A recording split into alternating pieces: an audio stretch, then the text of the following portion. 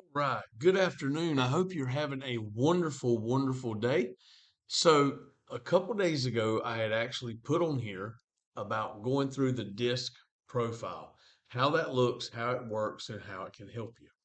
So, we went over that the last couple days at one of my events here in Myrtle Beach, the Growth Conference 2024. Everybody loved it.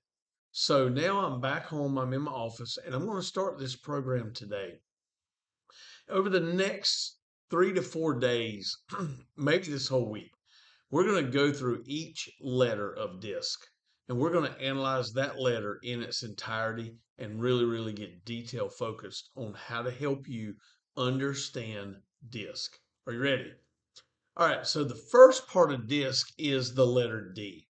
And what I want you to understand is, as a D, you literally aspire for those whom you work to have immediate results. You want to be aligned with people that are results oriented. As a high D, you're a task focused person. You tend to provide opportunities for small wins, so they feel content and look to you for further leadership. You love giving people small wins. You love like dangling that carrot for them, so to speak. But I want to look at some of your strengths, and we're going to go through your strengths. We're going to go through some of your weaknesses. We're going to go through what you need to stay focused, how you stay motivated, how you can correct some of your blind spots because you do have those, and then keys to strengthen your leverage. So let's go through really, really quick here and let's not take too much of your time, but I want to really get deep into this. Okay. So hang on for the ride and enjoy the time we have together. All right. So your strengths: one, you're very, very confident and you're a driven person. You do not lack confidence at all. You're very competitive. You're results oriented. You are a get it done type person. You thrive on a challenge. If somebody challenges you to anything, you immediately respond with authoritative, your own, no problem. You don't even think about it. And you don't even know if you can win or not. But it's the fact you love a challenge. You're very decisive. You make decisions relatively quick, and you're an action taker. You don't get caught up in this thing that everybody calls analysis of paralysis. You literally take action and you take it immediately. Now, because you have some strengths, you also have some weaknesses. You can't have one without the other. So let's talk about some of your weaknesses. One, you're very impatient. Very impatient. You don't hang out waiting on people to make decisions, you just go. Even if your boss is making a decision, a lot of times you would just go ahead and do what you think is best just because you're a high D and you don't have patience to wait. Another problem you have is you're very argumentative. So a high D loves a good argument. They love overpowering other people. You got to be careful about that. It's a weakness. You don't like getting into routines. You don't like the status quo. You don't like the blah, the mundane, the man, we did this every day. I can't stand it. Oh man, here's the worst one. You're a workaholic. A high D will work himself to death. A lot of high Ds have sacrificed their family at the altar of work. Please don't fall into that category. And lastly, you're a very egocentric person. You're ego driven. You love your ego stroked. You love to have your ego fanned. Got to be careful about that, okay? So, some things to keep a high D challenged if you have high Ds on your team. One, continuously challenge them. This will give them the things they need to stay focused. And a high D needs control. So if you want to keep a high D focused, give him control and give him a challenge. Okay? Now, how to motivate a high D? What's the D looking for? They're looking for the challenge and control, and that keeps them motivated. When you see somebody stalled, jumpstart the activity by engaging in a competition. So when you see your team stalled out and some of those players are high Ds, If you immediately insert a competition into the realm, a high D will rise up and will charge and re-energize and jumpstart his legs to moving again. Okay, that's how it works. Now there are some blind spots on a high D. They put goals before people. They're not people. They would rather have the task completed if it killed the whole team. Now, guys, this is a dangerous, dangerous problem to have. So please check your blind spots before changing lanes, because if you change lanes without checking your blind spot, you're going to run over somebody. Everybody can't keep up with a high D. They just can't. Now, the other thing is they don't listen to other people's ideas and opinions. As a high D, you have to understand this is a blind spot. You are not the sharpest tool in the shed. You're not the smartest person in the room. If you are, you're in the wrong room anyway. So humble yourself as a D and ask and listen and applaud those that will give you feedback, their opinions and their ideas, because they're probably better than yours.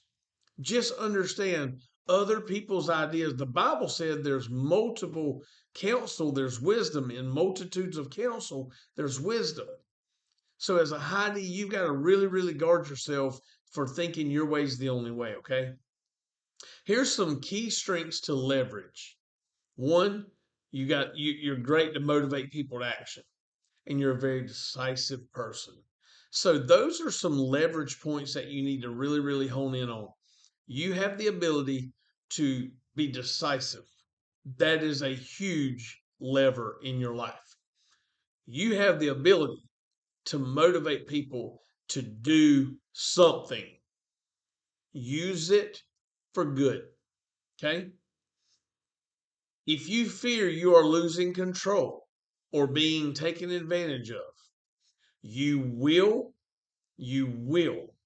attempt to dominate, overtake, and put everybody else in that scenario beneath you immediately. Please understand the biggest fear of a high D is to lose control or to be taken advantage of. Please be careful, high Ds. It's not cool to be in that realm and hurt people just because you feel like you're being taken advantage of. Okay. Lastly, I want to get into this. And so, as a high D, here's how to connect with another D. If you are a D, here's how you connect with another D.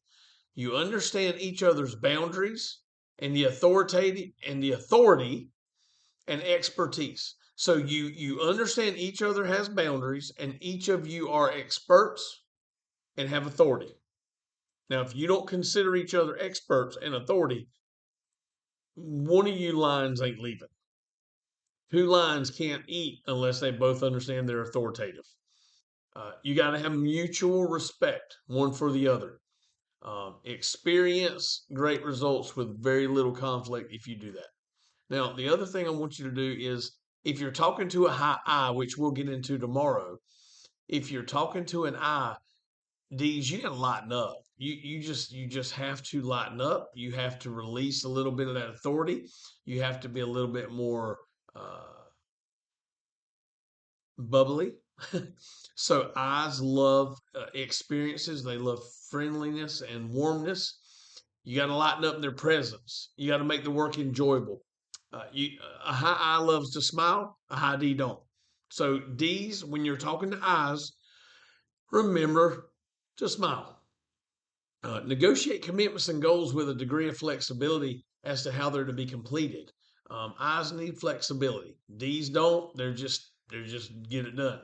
Now D's, if you're talking to S's, which is about 3/4 of the world, is labeled an S. Avoid being confrontational. A high S hates confrontation. They hate conflict. They hate arguing. They do not like fighting. High Ds love fighting. When you're talking to an S on your team, understand they do not like being confrontational. You got to recognize their great work. You've got to fan their flame. Use friendly conversational tones. Don't use that aggressive, that authoritative, that roar. Don't do that with an S. Lower your tones, slow your countenance, be very relaxed, and be very, very gentle and almost compassionate in your speech. And an S will relate to you. Now, a C, this will be the fourth one we learn. When you're talking to a C as a D, you need to provide facts and details. Okay? Expect and answer questions. Stop looking for their questions as if they're questioning you. A high D hates when somebody asks him a question after he's given a direction because he thinks they're attacking his person or her person personally. They're not. High Cs just have to have data, they have to have information. So the more their information they can get, the better decision they'll make. Allow a high C time to process their thoughts. If you as a high D push a C to make a decision the day you talk to them, you're going to lose them. If you push one of your C's in your corporation to make decisions and change and do things that are out of their comfort zone, they're not going to be happy about it and it's not going to end well. And so I challenge you to literally just be a little more patient with the high C's, take your time with them, give them the information they need, and everything will be okay. Hey, so guys, that is a D personality. And so if you know some D's in your life, you need to understand who they are, why they act the way they do, why they want to run the family event, why they want to run the kids' T-ball, why they have to be the coach, why they have to be the HOA director, the president, why they have to run the business. This is a personality trait. It is nothing personal. So don't get offended. A high D is going to rub you the wrong way. It's okay. We're going to learn about you in the next day or two. And for now, from Chris Johnson, thank you for watching this video. Comment, subscribe, and let me know if you think you're a high D or if you've ever met one. We all have. And for now, y'all have a wonderful day.